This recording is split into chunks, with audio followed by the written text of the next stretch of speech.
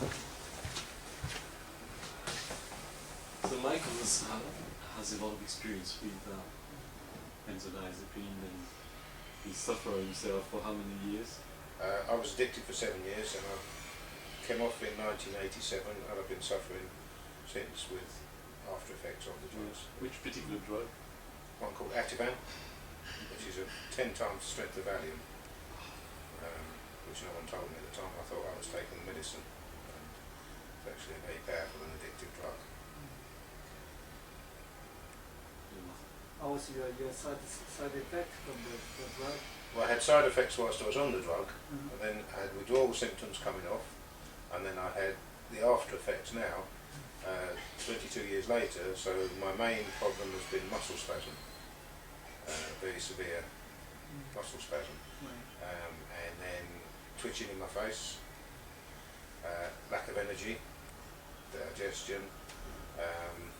My muscles are weak now. My muscles used to be very strong when I was before I took the drug, but ever since I've had no strength in my muscles.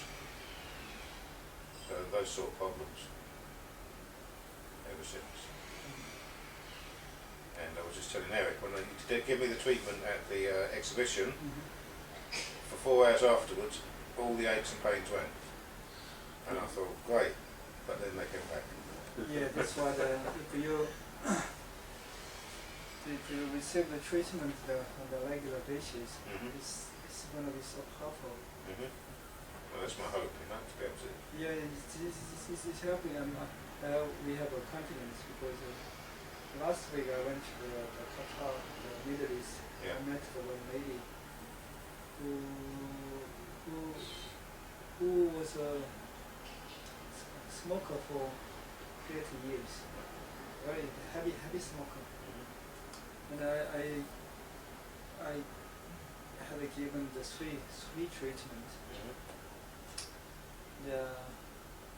And when I saw her, the arms was completely frozen. She couldn't move. So because she had insomnia and depression and that other things. alcohol then. But she didn't. I gave her treatment after what happened. One treatment, she stopped smoking because you see after receiving one treatment, she had a cigarette make her dizzy. You know, when you learn the smoking the first time make you dizzy, likewise same thing happens. And then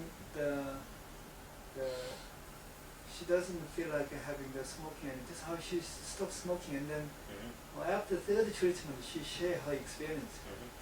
But what is amazing is, you see somebody, you've been smoking for 30 years, you're addicted to nicotine. But addiction to nicotine is one thing. But why you can't get out of the cigarettes? Because emotion, you don't know how to control your emotions. You rely on the cigarette to control, to express yourself, to control your emotions. And if you can't control your emotions, then you have to smoke again. And then for her, no more. And after third treatment, she had to talk about how to experience. First treatment, they start moving. Second treatment, she's completely okay with this one. So yeah, we have a lot of experience. But thing is that we haven't. We just focus on here to establish ourselves so far. We haven't opened our method to outside the world. But recently we're thinking about a lot of the project. And normally people coming here, we're giving nothing. We don't give the drug. We don't give anything. And then we're giving the individual things. I think that's how. And as a matter of fact, when we're giving treatment, it's very interesting. Yesterday, the man came. He's quite a big man. He have a severe infection here, and then he take a very strong two drug, and then he came because he take the drug, and then afterward he can't focus himself. His mind is not clear. And he come here. I give him one treatment, fine, he's come back here. It's completely sort of better today. But the thing is, when we're giving treatment, we share. I can taste the medication, I share the medication, in the list for them, and giving energy, they feel better. And circulating, what we're doing, we just check you, and then how much energy you have, how much energy is circulating through your energy system. Energy is circulating the blood, so that when the blood circulation happens properly, and that shows there is a flow, I mean the physical flow and emotional flow. We can control ourselves, we can create a better environment so that then they can deal with their problem the better. So, but anyway, this is a treatment is those.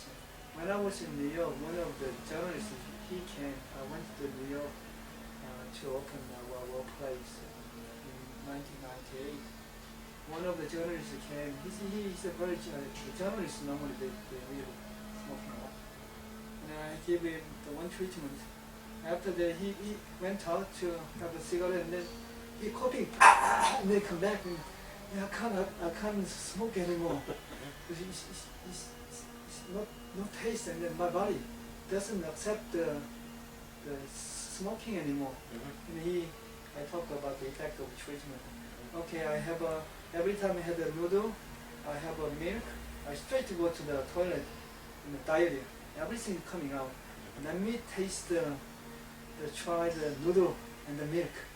How I'm going to see how treatment is working. He have a big glass of the milk, and he cooked the noodle. And next day he could phone me. I didn't go to toilet. No diarrhea.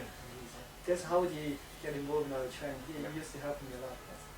Anyway, so Michael's been advocating and lobbying with the help of some political connections for the establishment of a recovery program UK-wide on tranquilizers that's not quite happening for various reasons. And so you spend a lot of energy there too. Yes. So we are looking at, we met at UKSAD, so he's been trying to connect with other people who do the same work, including Sita in G, who they met. It was an incredible meeting. And then Belisa, who has an experience with addiction as well, who's written a book on recovering from benzos. So I'm thinking that we should put all these people together, all of you together, and come up with a plan how to start a focused treatment system here in our centre in London, with the support of our healing abilities. And then rather than spending energy trying to knock at everybody's door, which you can keep doing by all means, we also help, we walk the talk, we start, we help all of you, we help Belisa, she's coming here, as you know, and everybody can start coming here with Gina and Zenda, and like that. So we have a few problems that we'd like to explain to you, but maybe you can tell Mastura about what you've campaigned for so far. Well, we were campaigning for lots of things to begin with, and then we decided to just concentrate on campaigning for treatment services. So we campaigned to try and get them to reduce prescribing, for the doctors to stop giving these drugs out. We campaigned for compensation of people who've been lives have been ruined by the drugs. We campaigned for medical research into how the drugs work, because nobody knows how they work. They never did any proper trials. And then we decided to just concentrate on asking for withdrawal services. So for the last 2.5 years we've been focusing on that one.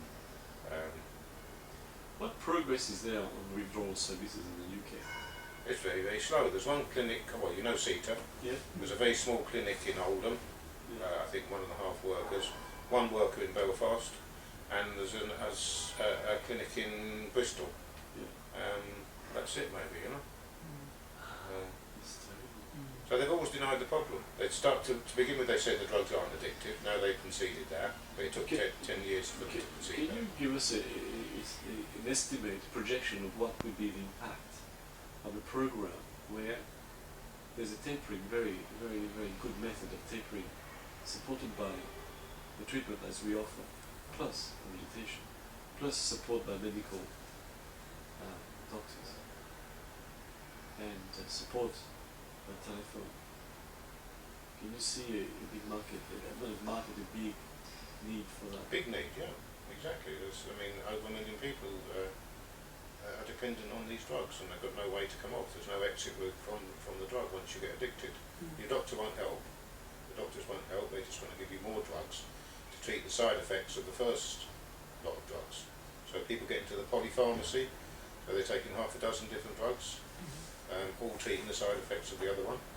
The doctors don't have the capacity to get people off. Each doctor's surgery has 180 people on average, dependent on this drug alone, never mind other drugs that got people dependent on. So the amount of work it takes to get one person off, the doctors can't do it even if they wanted to do it. They haven't got the time or the expertise to put into a withdrawal program for their patients. So they leave people on. They don't tell the people they're addicted. They give them repeat prescriptions for years. I mean, we've got people who have been addicted for 35 years, 40 years, 20 years, and they have never been able to get off. So there's of course, there's a big need for it. People's lives are, they're ruined. They can't work. They're on benefit. It destroys their career, their marriage. They lose their house. They can't pay their mortgage. They can't work. So yeah, there's a big need for it.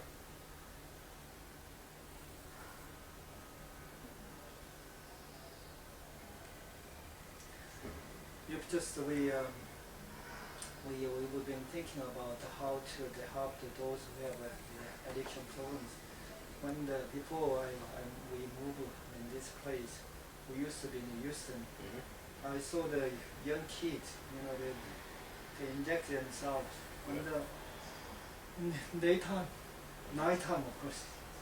Daytime was so many days, in rainy day more.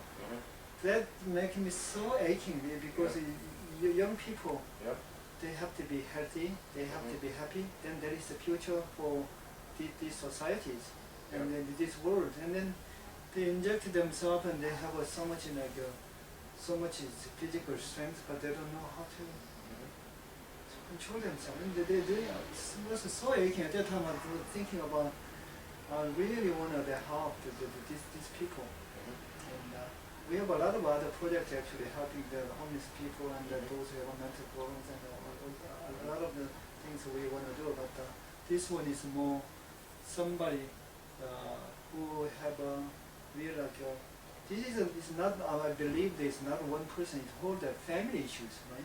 So when somebody's addicted to the drug, then it's affecting whole the family life. And the family life is affecting the person too. So. And this particular drug, it pushes you away, it isolates you from your family. Because the family tend to believe the doctor. And the doctor will be saying it's not the drug, it's not the drug, it's the person. But this is the worst case.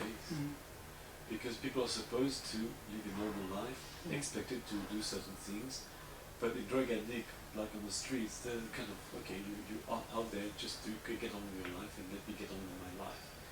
But when you are in the mainstream and there's so much pressure, and legally you have no way out, really, there is no way out.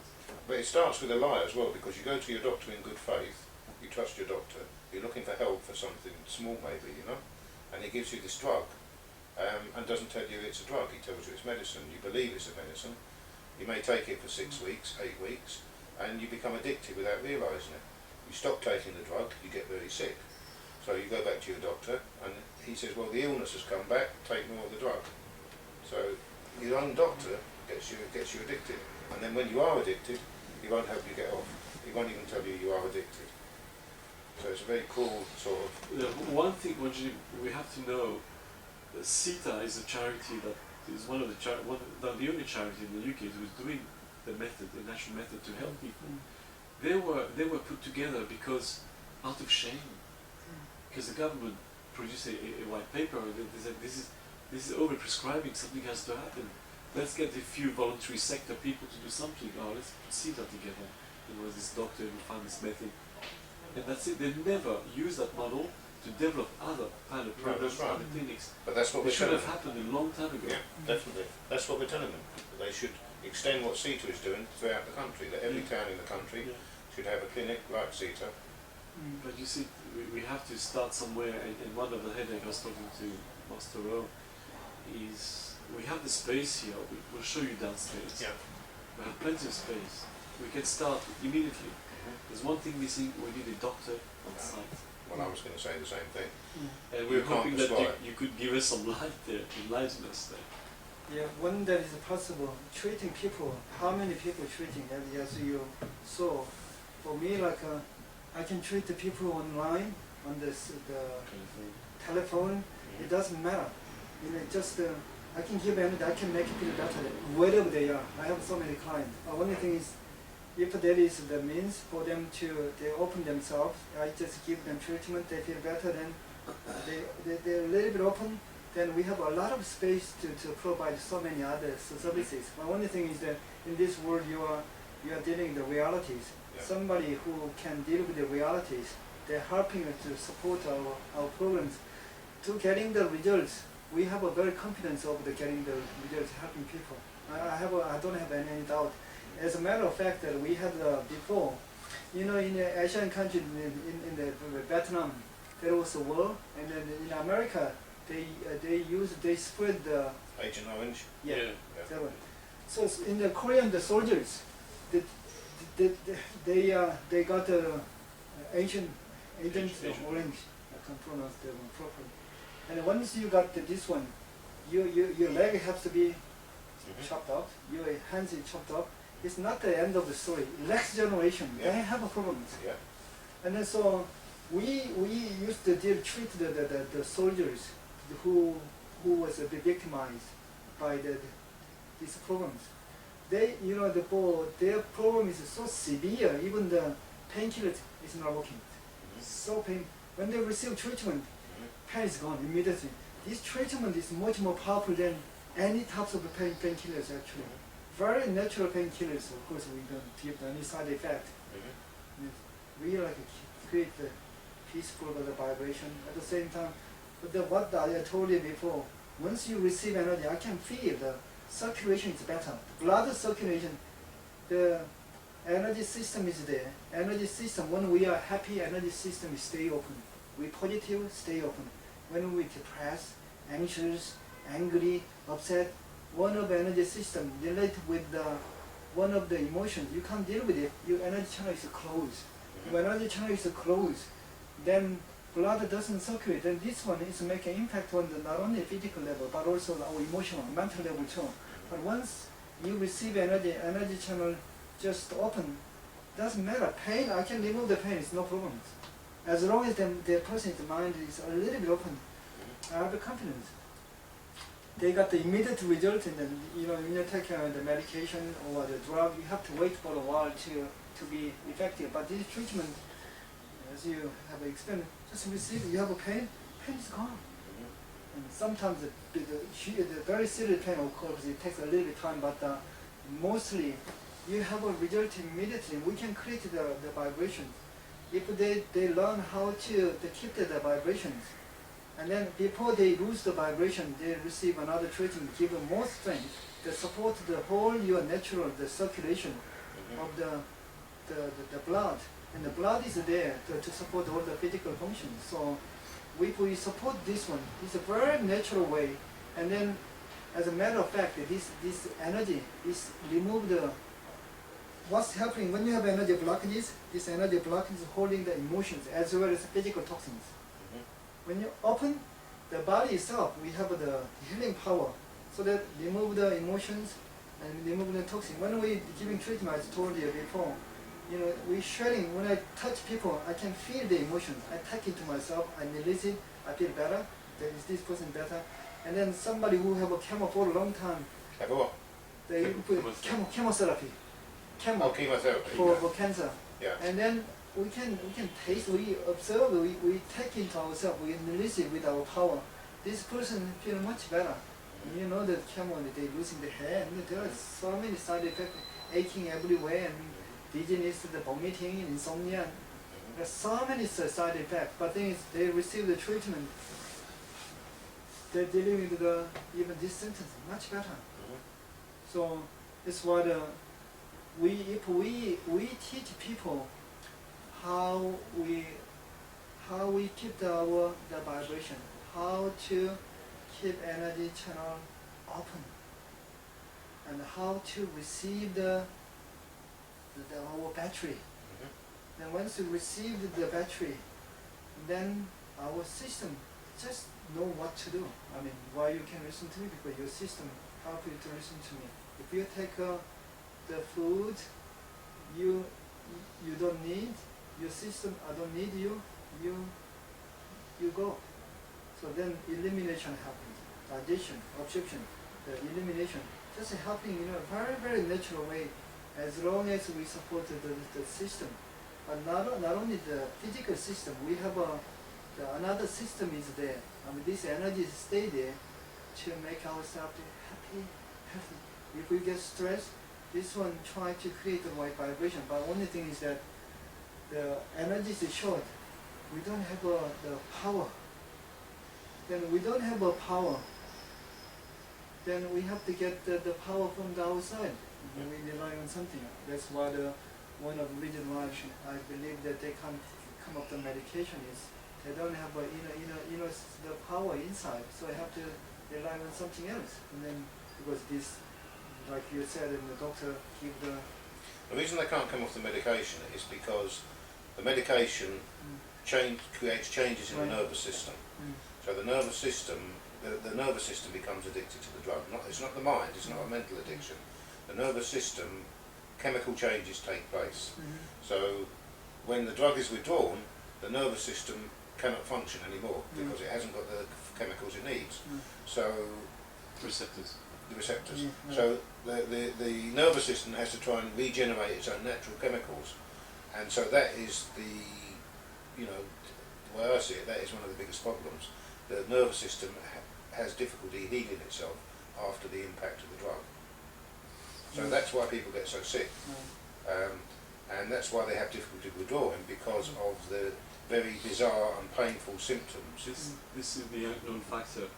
You know, when we do the treatments, like Mr. was saying, we have the painkillers, natural painkillers, as you know, that they are coming with that endorphins. There's such a big release of that in the body naturally produce that we believe that we can reduce the time that it takes to taper off. You see, I disagree with you on that in this sense. I think just to get people off is a big achievement, and I would say that should be your first target, is just to get people off in the normal sort of time spans that people are using at the moment. We're going to create the normal time span, but over time people Over will time, see that you there's can actual improve reduction. as you get used to it. Yeah. Then you can experiment with reducing or improving. That's right.